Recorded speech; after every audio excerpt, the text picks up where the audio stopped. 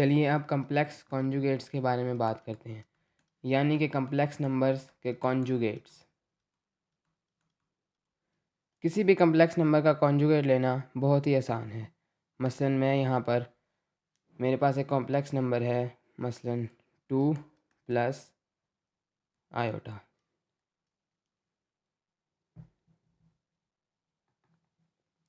इसका कॉन्जुगेट लेने के लिए करना सिर्फ इतना है कि इमेजिनरी पार्ट का साइन बदल देना है। मसलन इसका कॉन्जुगेट 2 नेगेटिव आई होगा और 2 नेगेटिव आई का कॉन्जुगेट 2 प्लस 1 होगा। इसी तरीके से अगर हमारे पास 3 प्लस 2 आयोटा है तो इसका कॉन्जुगेट सिंपल वे में 3 नेगेटिव 2 आयोटा होगा। इसी तरह अगर हमारे पास 2 प्लस 4 आयोटा है तो इसका कॉन्जुगेट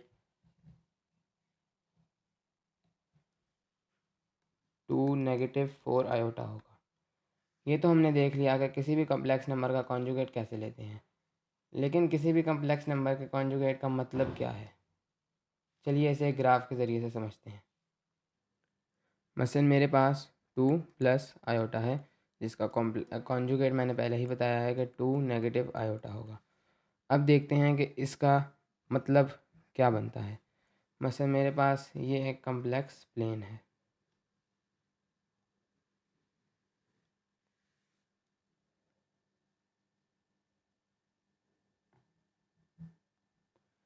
तो अगर यहाँ पर मैं 2 प्लस आयोटा को ड्रॉ करूँ तो ये मेरा इमेजिनरी पार्ट होगा और ये मेरा रियल पार्ट होगा।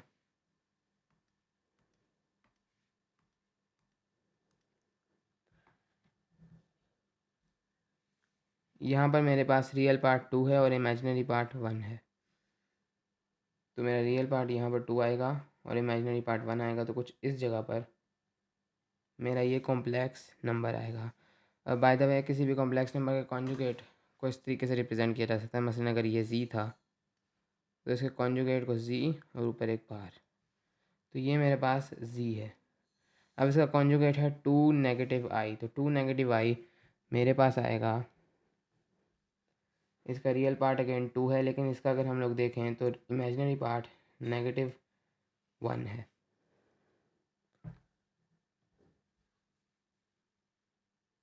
तो ये कुछ इस जगह पे आएगा।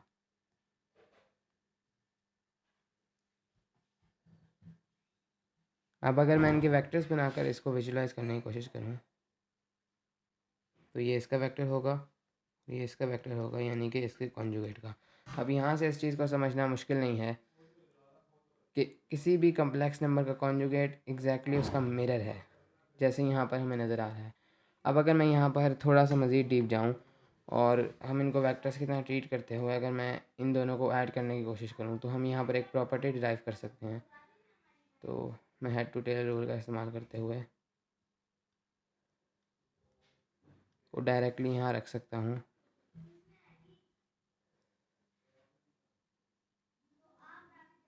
इसका आंसर कुछ इस तरीके से आएगा, जो कि